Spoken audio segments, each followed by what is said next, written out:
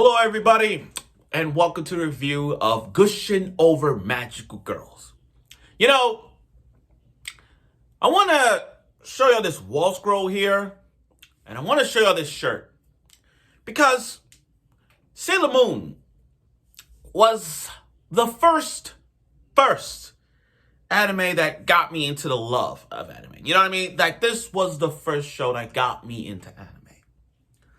Back in the 90s, there were some good ones. But Sailor Moon kind of like opened the eyes.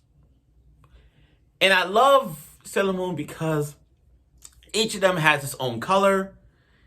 Each of them had its funniness, their fighting, and all that stuff.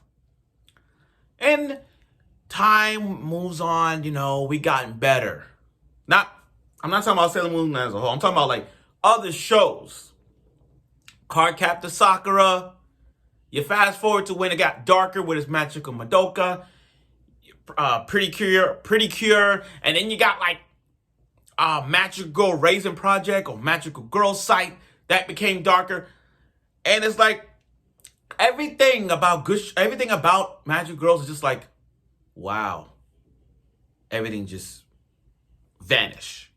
To a point where Gushing over Magical Girls goes over the top. The Uranus, the BDSM, the horniness, the vibe of everybody who want to see this show. I'm telling y'all right now, go watch this show. The first 3 episodes has been tremendous. No question. This episode, I gotta give respect for this show. This episode has so much over the top. And for every episode of Gushing over Magical Girls, it gets better and better and better. And this episode made me laugh. It made me laugh so hard I couldn't bear it to stop. Looking at myself in the video right now doing this and just laughing. I could not help myself. But I got to. So without further ado, let's get right to it with Gushing over Magical Girls. And notice I gotta wear my Sailor Moon shirt for this because this is a Magical Girl show. So let's talk about it. Okay. First of all, Gushing over Magical Girls has given us a lot. The fan service is strong. The Uranus is strong. Last week we got Kiwi. And Kiwi right now is my top 2. We get into this episode. You open us off with a slime. Way to start off Magic Girls with a slime episode, everybody. Way to start off that. Now, let's talk about the leaders. The leaders of Magical Girls. Take Sailor Moon, for example. Very important example. Sailor Moon. Sailor Moon may not be the smart one. She may not have the muscles, but she cares about the team. Magenta, being that she's the leader of Thrash Magica, her leadership is so fucking funny. So funny. I mean, let's just count the ways. Let's just start from this. Utena has got to study because her grades been slipping because she been reading porn magazines, BDSM porn, and fan servicing all the Magical Girls. Then at one point, and the Uranus for Kiwi. Now that her grades slipping, she has to study. Otherwise, the mom's gonna take away all her Magical Girl stuff. That's kind of sad. I mean, can you imagine your parents tell you, "Oh, your grades are slipping. Okay, you failed this test. I'm taking away your PlayStation. Hell, I'm taking away your stuff, your figures, your mangas, all that stuff." And you don't want that to happen. Magenta, leader of the Thresh Magica, calling Brash Magica out, calling her out. Out of the starlight, out of the blue. In a playground where kids and moms are watching. Mind you, I say kids and moms. And then when Utena transformed and pulled out the giant pair of scissors, scissor me, brother! Scissor it, and then just cut up all her freaking clothes off. Cut off her clothes. And it's like, The kids are somewhat traumatized by it. You got the kids was like, but you got the moms covering the kids' faces, and you got mom just screens like taking photos, pics, like pic, just like, oh my God. That was funny. Then the next day, she called her out again. Pair of scissors worked the first time, but then it got crazy when Magenta went over the top. It's like, hey, I got heart-shaped stickers covering my nipples and down there too, so you can't see all of that. Yo, it was so not for me, but it was so turn on for all the kids in the playground that Utena got a nosebleed. I was laughing that she got a nosebleed from that. It was like, to her, it was like, it's my magical dream of all time. It's been my dream to see a gorgeous, half-naked magical girl fighting me. Like, she got turned fucking on by that. It is funny. That was funny. I loved it. I loved it. This scene was funny. And then the whole, yeah, it was good. And at the end of the match, Utena should be dying happy. She died happy because she got her Magenta on top of her. You know what I mean? That's kind of just think about that dream of a magic girl being on top of you. Think about that. And so for her dream, it was like, yeah, I like it. So that's that. Now, let's talk about the other magical girl in the room. Kaoruko. Excuse me if I'm saying her name wrong.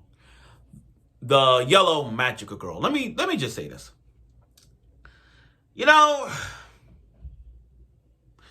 there are certain characters I don't like in the world of anime. Because of what he or she do, because he or she is useless. This character right here, the yellow magic girl, stay with me on this, guys. Stay with me on this. I have a love and hate relationship with this one. Hear me out. On the one hand, her attitude, that's the kicker. She's going by how we love magical girls. Think about it. Magical girls is always values the teamwork, the never giving up, the love for one another. We stick together no matter what.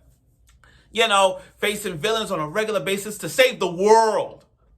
That's what magical girls do. But for the yellow one, there was the scene where she's like, after their photo, she's like, oh, this is bullshit. This is a waste of my fucking time. She is a dick. She doesn't care. She cares about the money. That's that. She cares about the money. I mean, you're a magical girl. You don't care about the people. You care about the money. She reminds me of a certain character whose name I don't want to bring up because he's an asshole. 100%. But at least she works with them. At least she values teamwork. I mean, I'm just saying. Plus, I do like her and Kiwi's reaction. Talk about assault on words. Their words on assault is funny. I loved it. When they were trying to eat lunch and Kiwi jumped in, he's like, hey, let's eat all this stuff. Get away from them. She's defending it. The Yuri is so fucking strong with Kiwi and Utena. I loved it. The fact that Kiwi looking at Kaoruko and said, hey, at least I got tits. This one rebound counter-strike saying, at least I don't have balls on my head because Kiwi has hair buns. And because of that, she's like, at least I don't have balls on my head. The verbal assault of these two go at it. Talk about a rivalry. Yo, I fucking love that. I love how these two does not give a shit about one another. They'll talk back. I love it. I fucking love it. Guys, you gotta go watch that scene when they were eating. You gotta watch that scene when they were talking back. That shit was funny. I love going back. They went in. Now, we do had a fight scene where Kaoruko went full gauntlet and wanted to kill them. The thing about magic girls is they don't kill. Like, I get a magical Madoka, but I'm talking about, like, the values of magical girls is just everything we know about the values of magical girls had just, like, pushed out the way, and we're now, and this is what this is, and this what this leads to.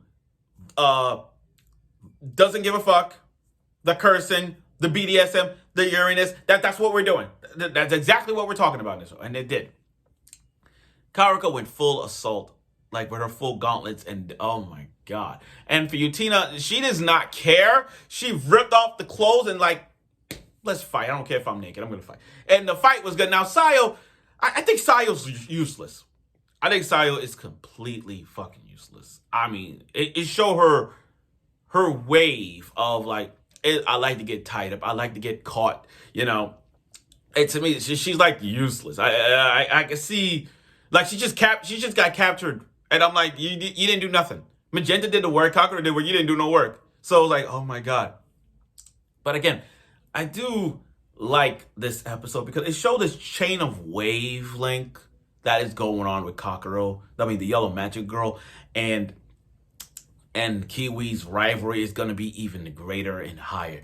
I feel like these other episodes is going to continue showing us they don't give a fuck about each other. They're going to curse at each other. They're going to say whatever. They're going to say any violent word. They can say the C word. They can call each other bitch. They can call each other whatever. They're going to go hard knocks with all the cursing. So I cannot wait to see next week's episode of Gushing over Magic Girls because they're going to need... Look, Utena and Kiwi, they're going to get the third person. And we're going to see what this third person can do. But it's great that we got to see a lot of... the action, I'm not saying it was great. It was good, but not great. But that's what we want in the magical girl concept of the fighting wise. And they gave us what we want. So I look forward to that. And again, the fan service, still strong as ever. We'll see more. So I look forward for next week's episode of Gushing over Magic Girls. I'm not going to read it yet. I'm just going to be patiently and watch this. So stay tuned for next week.